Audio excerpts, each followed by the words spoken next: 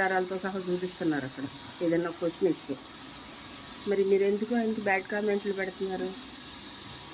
మన ఒకసారి శవాన్ని ఆపేసి బీసీలని చిత్రహింసలు పెట్టి శవాన్ని అలా నిలబెట్టేస్తే పొద్దున్న తీసుకెళ్ళిన శవాన్ని సాయంత్రం వరకు దహనం చేయనకుండా ఆ ఊరంతా వెళ్ళి అక్కడ భోజనాలు లేకుండా తిండి లేకుండా కూర్చుని అలోలక్షణ అంట శవాన్ని పెట్టుకుని కూర్చుంటే ఒక్క రాజకీయ నాయకుడు వెళ్ళలేదు తెలుసా అక్కడికి.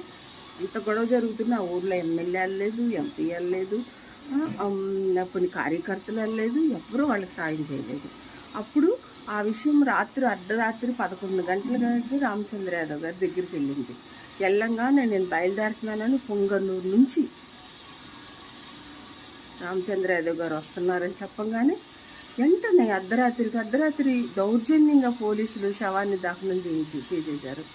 అది దహనం వాళ్ళు చేయటం ఏంటి, ఎంత అమానుష్యం అది. వచ్చి పోరాడి ఆ శ్మశానం తెరిపించి